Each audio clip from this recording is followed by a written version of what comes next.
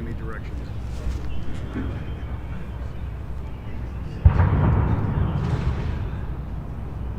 he going to do it?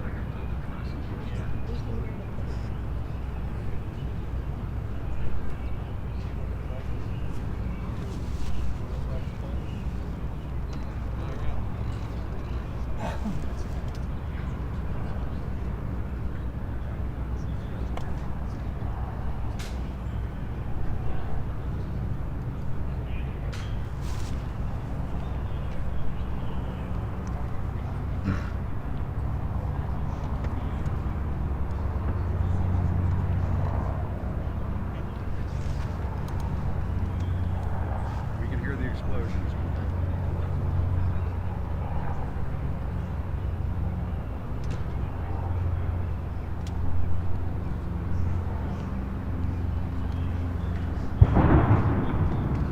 We sure can, yes. We are standing in the Rose Garden right now waiting for the president to come out and address the nation. And as he is about to address the nation, we can hear the explosions from Lafayette Park. They are very clearly audible, and so we are now seeing the potential for the president to be addressing the nation as these explosions are going off at the same time. I mean, that is just an absolutely unbelievable prospect. But that's what we're facing here at this very moment. We can hear those flashbangs coming in, as we've been hearing over the last couple of days, breaking out right now. Now, we do expect the president to deliver a law and order focused address. The teleprompters are set up, and so we'll be seeing, as it's described from time to time, teleprompter Trump. That potentially means he won't be taking any questions, but as you know, expect the unexpected with the president. He may deliver these remarks and then decide to take questions. My sense of it is, Wolf, is that he's going to be explaining why we saw those military vehicles transporting those troops over to the park to try to help quell this disturbance. Now, obviously, the question is going to be asked, and we'll try to ask the question as he walks out of here if he doesn't take any questions. You know, where is the message of calm? Where is the message of trying to calm things down around this country? Because obviously you can send in the cavalry, you can send in all of these military forces.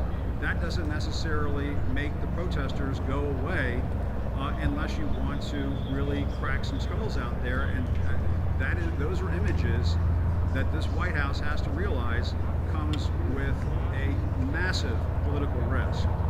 But getting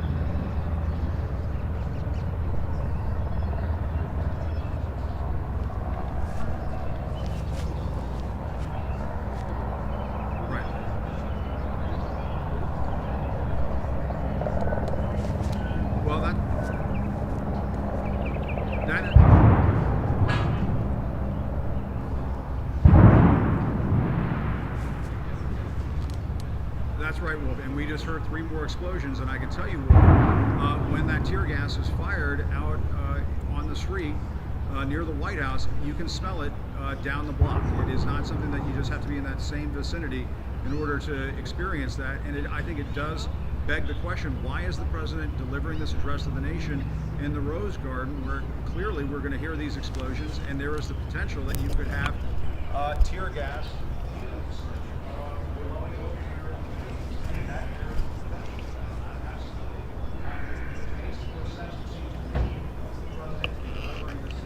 inside the White House, the East Room, or the Oval Office, or even in the White House briefing room.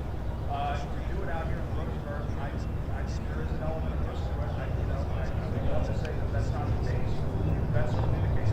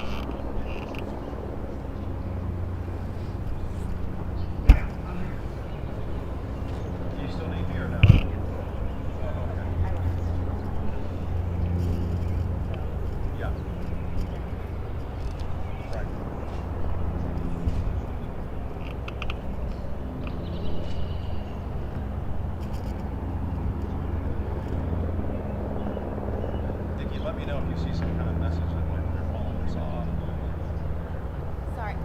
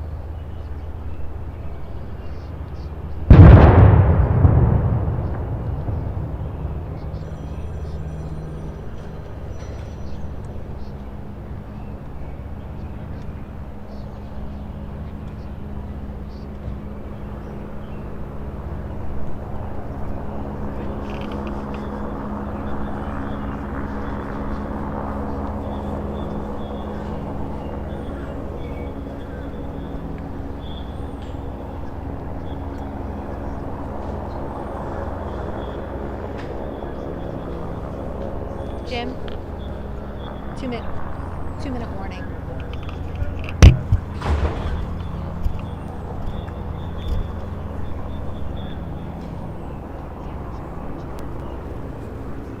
Let him know. There are 2-minute warnings.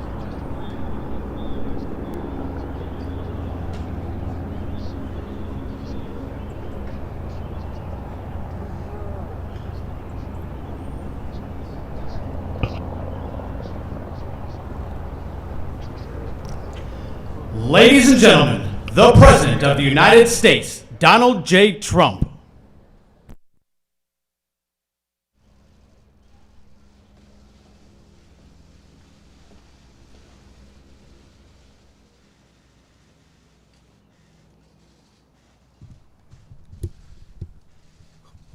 Thank you very much.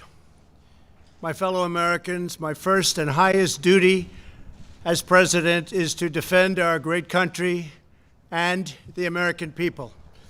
I swore an oath to uphold the laws of our nation, and that is exactly what I will do. All Americans were rightly sickened and revolted by the brutal death of George Floyd. My administration is fully committed that for George and his family, justice will be served. He will not have died in vain. But we cannot allow the righteous cries and peaceful protesters to be drowned out by an angry mob. The biggest victims of the rioting are peace-loving citizens in our poorest communities. And as their president, I will fight to keep them safe. I will fight to protect you. I am your president of law and order and an ally of all peaceful protesters. But in recent days, our nation has been gripped by professional anarchists, violent mobs, arsonists, looters, criminals, rioters, Antifa, and others. A number of state and local governments have failed to take necessary action to safeguard their residents. Innocent people have been savagely beaten, like the young man in Dallas, Texas, who was left dying on the street, or the woman in upstate New York viciously attacked by dangerous thugs. Small business owners have seen their dreams utterly destroyed. New York's finest have been hit in the face with bricks. Brave nurses who have battled the virus are afraid to leave their homes. A police precinct has been overrun here in the nation's capital. The Lincoln Memorial and the World War II Memorial have been vandalized. One of our most historic churches was set ablaze. A federal officer in California, an African-American enforcement hero, was shot and killed. These are not acts of peaceful protest. These are acts of domestic terror. The destruction of innocent life and the spilling of innocent blood is an offense to humanity and a crime against God. America needs creation, not destruction. Cooperation, not contempt. Security, not anarchy. Healing, not hatred. justice, not chaos. This is our mission, and we will succeed. 100%, we will succeed. Our country always wins. That is why I am taking immediate presidential action to stop the violence and restore security and safety in America. I am mobilizing all available federal resources, civilian and military, to stop the rioting and looting, to end the destruction and arson, and to protect the rights of law-abiding Americans, including your Second Amendment rights. Therefore, the following measures are going into effect immediately. First, we are ending the riots and lawlessness that has spread throughout our country. We will end it now. Today, I have strongly recommended to every governor to deploy the National Guard in sufficient numbers that we dominate the streets. Mayors and governors must establish an overwhelming law enforcement presence until the violence has been quelled. If a city or state refuses to take the actions that are necessary to defend the life and property of their residents, then I will deploy the United States military and quickly solve the problem for them. I am also taking swift and decisive action to protect our great capital, Washington, D.C. What happened in this city last night was a total disgrace. As we speak, I am dispatching thousands and thousands of heavily armed soldiers, military personnel, and law enforcement officers to stop the rioting, looting, vandalism, assaults, and the wanton destruction of property. We are putting everybody on warning. Our 7 o'clock curfew will be strictly enforced. Those who threaten innocent life and property will be arrested, detained, and prosecuted to the fullest extent of the law. I want the organizers of this terror to be on notice that you will face severe criminal penalties and lengthy sentences in jail. This includes Antifa and others who are leading instigators of this violence. One law and order, and that is what it is. One law. We have one beautiful law. And once that is restored and fully restored, we will help you, we will help your business, and we will help your family. America is founded upon the rule of law. It is the foundation of our prosperity, our freedom, and our very way of life. But where there is no law, there is no opportunity. Where there is no justice, there is no liberty. Where there is no safety, there is no future. We must never give in to anger or hatred. If malice or violence reigns, then none of us is free. I take these actions today with firm resolve and with a true and passionate love for our country. By far, our greatest days lie ahead. Thank you very much, and now I'm going to pay my respects to a very, very special place. Thank you very much.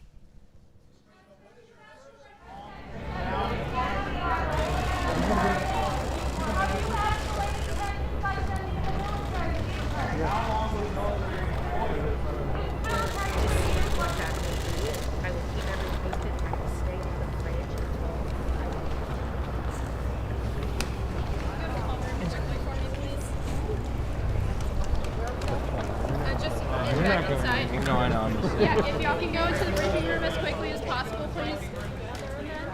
They're trying to